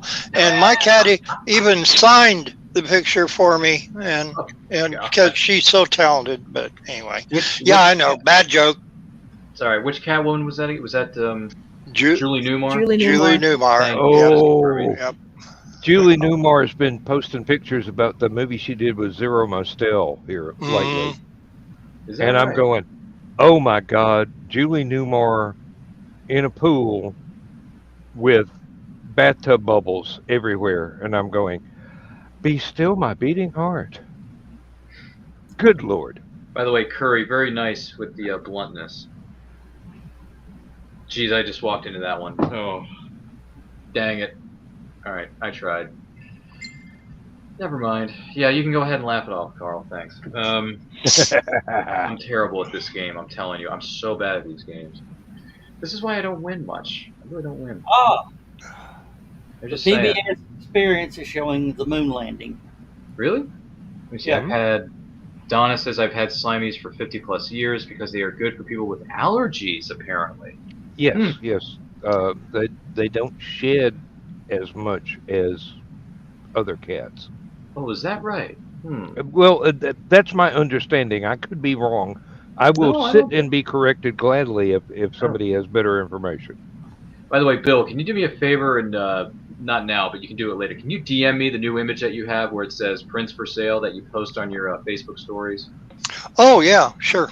Can you send me that? Because I want to share that on social media. Because I still have your old one, but if you have a new one, I want to, market the newest stuff as best as possible. Oh, okay. Yeah, I change them up every once in a while. Not Good. incredibly a lot, but No, but it's yeah, fine. I'll do that. Thank I you. just like to use the next one in case I want to put a post up. Well, So yeah, if you can I appreciate it. If you can DM that to me, that'd be great. Sure, Yeah. I will. Oh, good But anyway, I'm God. still using the old one though. Well, thank you. Yeah, just trying to Appreciate get the it. word out, man, because your artwork Appreciate is it's awesome sauce. Especially when you bring up things like Paddington's corduroys and Clifford the big red dog. Oh, I think she's gonna fall. I have to do that later. Yeah. Which, by the way, And- has anyone seen the Clifford Red Dog live action movie that came out recently? Anyone seen it? I'm waiting for it to hit streaming. I want to see it. All right. I believe it's supposed to be on Paramount Plus, right, Joe Dog? I thought that's what they said it was going to be. Might want to double check that, but I don't know. I heard it was good though, the Clifford movie. I might want to go back and watch that. It should be. Otherwise, people are going to be really upset. Yeah. Clifford the big red dog. Well, Carl has granted Carrie the rights to the humor group. Oh, well, there you go. go. I don't know if Curry is ready for that, is she? He. He. He, sorry. Hey, My it's bad. all right. It's all right. Hey, Sorry. We This- we this may is a never hear Sunday. from him again after tomorrow night, but Yeah, yeah, sorry. well, I screwed that up, Dan. yeah, it's all right. So Don't many- worry about it. so many Sure. people have gone into witness protection after being exposed to the green room. Wouldn't that be Whitman protection? No, Well, it'd be witness I think the protection. key word is exposed. So Never mind. I'm terrible at this. By the way, Donna says, "Oh no" to poor Curry. My goodness gracious. Yeah. Hey, there's no mercy in the green room, No, there isn't. That's why I'm not in it. and apparently You know what, Carl? I have a I prefer to keep reputation my for sanity. making smartass remarks there that I don't make in other programs, but that's because I don't want those other programs to be canceled, and the green room is not recorded. well, today being the day that it is, if there's no mercy in the green room, there must be no Lex Luthor either. Pulled that rabbit out of a hat. Gotta get a Ruffle new my hat. sleeves. Presto! Rawr. Wrong hat. Since I missed this, I may just post the for sale as well as the Superman print attached to it as another image in the post for Flashback Friday there for you, Bill. That's fine. Yeah. Considering how much I love the character. Even though I can't even remember that he first appeared today in Action Comics #1, and then his anniversary, Superman Day, was a few weeks ago in Metropolis. I forgot too. Normally that's what I do my bonus sketches for, is some anniversary of whatever, Right. and I was not aware of it. Well, yesterday was a bad day, and today's better, and that's all there is to it. So No, I can post something about it tomorrow. The Superman print, anyway. Oh, Ugh. Flashback Friday. got Oh, what's this? Question Oh. authority. I can't see what that says below that, though. You might not get away with it, but then again, I don't know what the last line is. if you never try, you'll never succeed. And that is diddles. who Oh, is is that what a that is? that is our cat Diddles, who is a long-haired tuxedo cat. Hey. There He you go. is the cutest, sweetest, most laid-back thing ever. And I swear, Lindsay gets the catnip out, and Diddles comes up and goes, "Hey, got some rolling papers?" Seriously. And that is a tuxedo cat. Man, that cat looks pretty darn good wearing that tuxedo, that suit. Oh yes, yes. That we have, let's see, 13, 14 cats at the moment. Mm-hmm. We started out with 20 7? something. 20, and now you're down to 14. Yeah, well, the oldest two are 14 years old, Mm-hmm. and Nice. the rest of them are approximately 13. Oh, So there it is. Mm-hmm. Great. we've been raising these longer than I've been raising cacti. So Really? Wow. Hmm. You know what? yeah, it's hard to raise cactuses in Georgia. There's too much damn water. You know, looking at that cat of yours known as Diddles, I may want to get a tuxedo cat one of these days. Hey, Hey, diddle diddle. hey, he is the closest thing we can get to a Maine Coon, which is another variety of long-haired cat. Now, Ah. you have to have a heavy-duty vacuum cleaner because they shed, and they will kill a normal vacuum cleaner within a week or two if you don't go at this very carefully. But you've got to have a pet hair approved vacuum cleaner, and you've got to be gentle with it and not get too many rooms at one time and empty the darn thing. Yeah, no, we don't need to take a roll call. We go outside and they come up and go, "Hey!" Now, Walt, don't believe Dan. Dan goes out there and he does the official Disney roll call. And I think he has a cat named Cubby and Annette. And No. I do have one named Mr. Pinky, named after one of my named after a childhood imaginary friend. He is an orange creamsicle cat, short hair, and he is the gentlest, just absolutely. I mean, words cannot describe just how cool this cat is. But No pun intended. did Hey. you say Mr. Pinky? I was going to say, he's a cool cat, Pinky, Dan. Pinky. Yep. Oh, okay. This one's for Ryan. Narp. Yes, Think I understood that. think of Top Cat, but with developmental difficulties. Oh, Yeah. You know, Dan, you have double the cats that my friend has, and she lives up in Manitoba, Canada. Willow, she has 7 cats. Well, we didn't intend to have that many, but we could only afford to get a few of them fixed at a time, and they just kept going.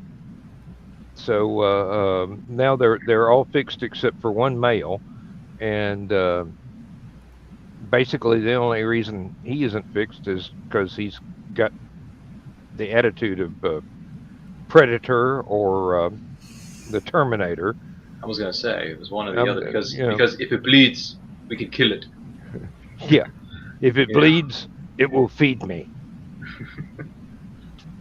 Sorry, I couldn't help it. Which, doesn't that film turn 35 this year, too? Predator? Oh my gosh. I Hey. think it does, doesn't it? Didn't that come out in 87 there, John? Pretty sure it did. The original Predator? I'm talking about the first one, not the sequels. Yeah, I think if you're not exactly on the money, you're very close. Pretty sure it was 87. What? 87. What was the Well- release date of that film? Do we know the theatrical release date of the original Predator? Was it in the summertime or was it in the wintertime? Pretty sure it was a blockbuster for the time, right? I think Dan? it was. I think it was the summertime because Must have been July or August, Dan. June I went to 12th, the, 1987. Oh, we missed it. Doggone it, Steph. I went to the theater to see it, so and I don't go to the theater that often because of my difficulty with crowds, which is weird when you consider how much fun I have at conventions. But those those are family type crowds rather than Walmart Christmas shopping type of crowds. That's the ones I have problems with. Yeah, Walmart Christmas time. No. Looks like I know what movie I'm watching tomorrow. There, Steph. Thanks for the heads up about Predator. June 12th. I guess I got to go back and watch that now. Family crowds, no problem. Manson family crowds, problem. Oh, jeez. Yeah, but that crowd will get thinned out in a hurry. I was gonna say, isn't that a little quick? I can't remember. You know, I actually had a guy in junior high school. This was during the Manson trial. Oh, He really? wanted to run away from his family, go out to California, and join the Manson family. And I'm going, dude, don't ever get behind me. Really? Did he ever scratch a little swastika in his temple, or? No, he didn't go that far, but he was a notorious bully. So Now, he would have fit in really well. did Lynette Squeaky Fromm recently get released, or was up again? I'm not sure.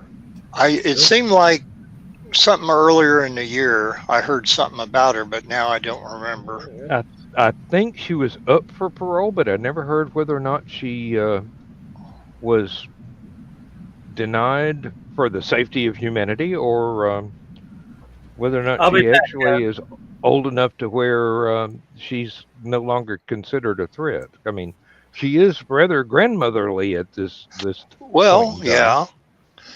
And for those of us like Ryan who aren't familiar with her too much other than the Manson family, she also tried to assassinate a president. So, Yes, she tried to shoot Gerald Ford. and that's what really got her in. Really? That's what got her earliest parole revoked. Yeah. Mhm. Do you Who remember was the president at the time? That she Gerald was going Ford. You Ford. remember the Clint Eastwood movie In the Line of Fire, Mhm. where he plays a Secret Service agent? Oh, by the way, In the Line of Fire with Eastwood, I like that movie a lot. Okay. I do. They always I've talk seen it. about how he saved the president. Well, supposedly his character in that movie was the guy that jumped Squeaky Fromm and knocked the gun away No when kidding. she tried to assassinate Wow. Ford. Mhm. Jeez. In the Yep. Line of Fire, I believe that's available to stream on Netflix in case anyone wants to go back and rewatch that great Clint Eastwood movie. Hey, any Clint Eastwood movie. Okay, Okay, I started to say any Clint Eastwood movie is a good Clint Eastwood movie, but if you are a fan of Clint Eastwood, then any of them are great. Well, Squeaky put it this Fromm- way, I can think of more good movies from Clint Eastwood than I could bad movies. Space Cowboys? Yep. Outlaw love that. Josie Wales. There's Pale Rider. There's Mhm. what was the other one that I love 'em. watched? Oh, all the spaghetti westerns are really Yeah. good. All the westerns are great. All the Dirty Unforgiven. Harrys. The Dirty Harrys. Oh man. Yep. Unforgiven. There, Dan. Oh yeah. Well, once he became a director too, Yep. he started to shine even Hang 'em brighter. high. Which, by the Oh, way, yeah. Unforgiven turned 30 this year. Yeah. Not to make you feel young again, Dan, but I'm just stating the facts. Oh, and Oh, Squeaky, I will never feel young again unless somebody brings out a bottle of scotch. Well, And I don't was even like 30 years Scotch. ago that Unforgiven came out and won the Oscar for Best Picture. Squeaky Fromm was Every- paroled from prison on August 14th of 2009. She published a book in 2018, however. How old is she Oh. now? Do we know how old she is now? Or is she? Says she's 73. Does anyone remember? Yeah, Okay, she's so- older Wow. than me. 73. Granny She's older than Fromm. Carl. Yeah. What was the oh, And gosh. now she's in Batman Beyond as Harley Quinn. Yeah. You mean the TV series from the late 90s, early 2000s? She was a voiceover? No, just the inspiration for the character. Oh wow, jeez. I actually met one of the voice actresses of that show, Olivia Dabo, who played Karen in The Wonder Years. Mhm. Hubba, Yeah. hubba. Yep.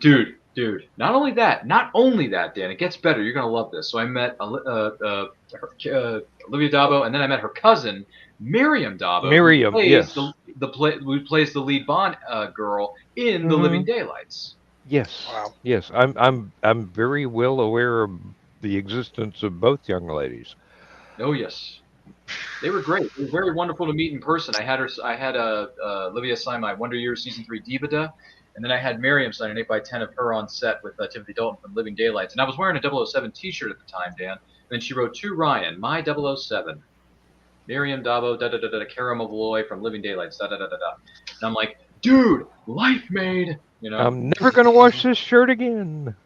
Well, no. I actually did end up washing it again, Dan. Just out of due diligence. But, oh, and you removed all her DNA from your shirt. I'm sorry, but I had You could have had her cloned in 20 years. I probably could have, but then again, I did watch it, Dan. I'm sorry. Could have been your wife. Well, I don't think that was quite what he was aiming for, but I don't think I was aiming for that at that time, because I did tell her that I mean, I did admit to Miriam. I told her, I said, your movie came out. You know, that's like my birth movie, because that was the year I was born. I told her your movie came out, you know, but she appreciated it. She didn't, you know, flinch or wince and think, oh my God, I'm so old for this shiznit. And like, no. She was nice. They were all nice people. They're great. They're wonderful. Heck, I get a chance to meet some people later this year at that same convention, Mid-Atlantic Nostalgia Convention in Hunt Valley, Maryland. Look it up. It's every September. It's a great convention held by an incredible group of people. Really nice, by the way. Speaking of night, voiceovers, Carl. Good night, Carl. Carl, good night. I'll see you in the green room tomorrow. Oh, wait, no, because I don't exist in the green room. Ryan doesn't exist there. But And you're a better man you could, for it. but nobody would let you talk. No, they wouldn't, Dan. That's the biggest problem with my life. By the way, I've been watching this show recently. I've been going back and rewatching this. This was based on the John Grisham novel of the same name. Has anyone ever seen the series that only lasted one season, based off The Firm with Josh Lucas? Mm-mm. Anyone I've ever see actually that? read The Firm, and it was a nice book. Although I have this problem with John Grisham stuff. It's either lawyers or businessmen, and once you're through with it, you can't remember a damn thing. Maybe so, but It's gone. But in this case, The Firm is kind of like a pseudo sequel to the Tom Cruise film, because they're in witness protection, but it takes place 10 years after the events of the original film. So they've been in witness protection for 10 years. Mitch McDeere and his family are sick and tired of running. They leave the witness protection. They go to live in D.C., live a normal life. Mitch is a lawyer. His wife is a teacher. His brother Ray is a private investigator. His friend Tammy is the secretary of his firm, Mitch McDeere's firm. And he works in D.C. and it's a really good show. I'm about 8 episodes into the 22 episode series, because it only lasted one season respectively. But it's real good. I'm watching it on DVD. It's good stuff. I finally managed to finish the Tom Cruise version of War of the Worlds, and it took me 3 occasions of watching spread out over 6 months to be able to finish that thing. It's okay. Well, yeah, it's but fine. It's not great. I do really admire the earlier iterations. I'm not a huge Tom Cruise fan by any means. I don't hate him, but it's just not your cup of tea. Yeah, exactly. I don't have anything bad to say about him, but I have very little good to say about him either, which kind of I regret, because the guy's been working for a while. And, what I don't understand is, instead of making remakes of good movies, why don't they make remakes of bad movies that had a good script but just didn't go anywhere? Mm-hmm. Be par for the well, course. that's Hollywood for you. They think because the combination of actors and actresses and script didn't do so well at the time, somehow there's something wrong with the script. There's something wrong with the concept. But if you could take movies that were, say, second tier, third tier, something like that, that really had a good premise, it just didn't work for the viewing audience, and remake it now with maybe some tweaks to hopefully improve it, as Yeah, well Mike- as Mike brings up a new good people point. in the parts that might project the writer's intention. It might just work. And there's a lot of movies that, in my opinion, and I'm not an expert, should never ever be remade. Jaws. I was Can't touch thinking, that one. I was thinking of Maltese Falcon and Yeah, you can't touch Maltese. You can't touch Casablanca. You can't touch any of the spaghetti westerns that Eastwood and his crew did back in the 60s. Yeah, You really can't. Lawrence of Arabia, Clockwork Lawrence of Orange, Arabia. for that matter. Clockwork Orange. Dude, Clockwork Orange is a weird. It's Oh a man, weird have film you that I ever just have you didn't ever like. read the book? No. I have. You should. I had The to movie- read the book because in the high movie school. Freaked me out, man. You actually should, because there's a whole lot more in the book that would help you understand the backstory of the movie. But a lot of people that will go out and watch a movie don't read. Well, what was it? Two things. That's there a for shame. But Two things for you, Dan. The Firm that I'm thinking of, the miniseries that was only out for one season, that was in 2012, so that's a decade old now, believe it or not. And number two, during his period when he was jumping on people's couches and he was getting married to Katie Holmes at the time, I'm talking about Tom Cruise. hey, War of Glenn, the Worlds was caught in the middle of that, and that film was just, it was fine for what it was. I mean, I liked it at the time. Yep. I didn't love it. But then the movie that came out the following year was Mission Impossible 3, and I'm like, yes, that is a great Tom Cruise movie. Whereas War of the Worlds is kind of like, At the same time the Tom Cruise War of the Worlds was being made, there was a period War of the Worlds. It was actually set in the Victorian era that was also being made, and it didn't make any damn money because nowadays people don't seem to appreciate the period dramas. Was it any good? I mean, They tried I to remake The thought so. Wolfman a couple times, you and thought that didn't work. okay. See, because The one as with much as Michael I Landon was pretty good. appreciate Benedict Cumberbatch's Sherlock being put in modern times, and that I have it all on DVD, all the episodes, but I hearken too, Dan, back to the period Sherlock Holmes, and as much as I like Basil Rathbone and Nigel Bruce when they started doing World War II era Sherlock Holmes movies and making it more about that instead of what they were doing earlier on by combining several of his stories to make a certain movie, then I had to go. And then that's when the Jeremy Brett series came out on BBC, and it's like, thank you, God, thank you. Because that was almost like you could read the book and use it as a script. It was so close. And those are the best. I do believe my that Stephanie and I agree that the Jeremy Brett Sherlock Holmes from Canada TV is the definitive version. Oh, yeah. Bill didn't say that at all, did he? No. Nope, he didn't. because his microphone was not muted. He just kept right on going. Bill's microphone kept on going throughout that whole thing. I'm like, you can talk during those videos? No, you're not supposed to. Yeah, not Bill's got, See, I didn't see. Here's the thing. I didn't even see it. I didn't see. Lately, I haven't been seeing them. Oh God. I saw the one you did at the very beginning with the horse and the squeaky chicken. Yeah. That was Ryan's intro to the Come show. on, Hey, Ryan, you're hosting come tonight. on. And Played it- God played- help the played man us- that tries to remake Zardoz. Yeah. oh Lord! By the way, Glenn Fleming is here. By the way, Glenn B. Fleming, it's good to see you, buddy. I'm And Mike Jimmy's here too. It's good to see Glenn B. Fleming up at 3 o'clock in the morning where you are, Glenn, isn't it? Isn't it like 3 o'clock in the morning where you Close, are? yeah. 4 in the morning. 4 in the morning. I'm not doing the math, but yeah. No, it's 4 in the morning because 5 hours. They're 5 hours ahead of us in the UK. Mm-hmm. It's good to see everybody. Okay. Though. We've got some great comments tonight.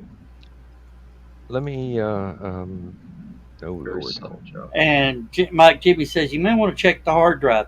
It's a telephone. It's not even a hard drive. But yeah, we're going to have to sort of wrap this up. John, hang around just a minute after the show wraps so we can finalize everything. This was fun, guys. Is there a last man standing or not? Yes. Link is in the. There. It's in the chat Oh, there, okay. Bill. Okay, I didn't see it. I'm Ryan sorry. won't I be did- there because Ryan's going to sleepy by here in a Oh, minute. But it was and- great to be here with you fine people. Carrie, And welcome back, Steph, to the set. Thank Carrie you. Blood Thank you. Rose. It's good to be back. I did try to invite you to Uncle Carl's humor group, but it won't let me because I don't have you personally. I've got your group on my Facebook page, but I don't have you personally. I'll do won't it. Let me invite your group. So I'll do it.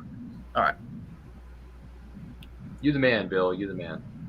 Hey, I think Dan and everyone I'm here are real curious, friend. MVPs of this show. I'm nothing. I'm nobody. I'm just a small part of this machine that runs. But you know what? This has been fun, fellas. It's great But to we see everybody love and learning having more you. about cats and what not to do with cats and what not. Like this has been, and we learned about Hollywood's history with Jill St. John. I mean, my goodness. You are an important cog in the machine, and That is I very am true. the monkey wrench. I know Yeah, my place. I love it. All right. You guys are Thanks, great. guys. Like a It's diss. time to say Love you guys. everybody to say good night, everybody. Live Good long night, and prosper, everybody. everybody. Good night, Love you. everybody. We'll catch you on the next one.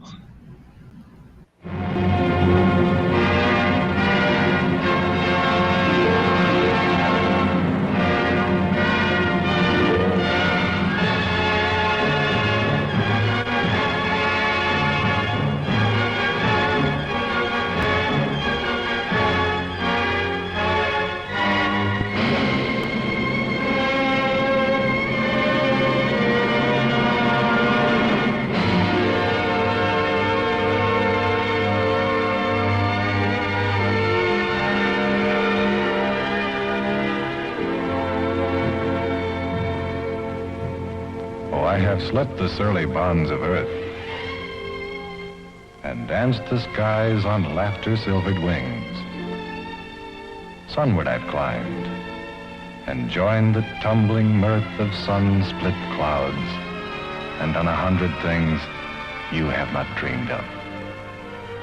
Wheeled and soared and swung high in the sunlit silence. Hovering there, I've chased the shouting wind along and flung my eager craft through footless halls of air. Up, up the long, delirious, burning blue, I've topped the windswept heights with easy grace, when never lark nor even eagle flew. And while with silent, lifting mind, I've trod the high, untrespassed sanctity of space, put out my hand and touched the face of God.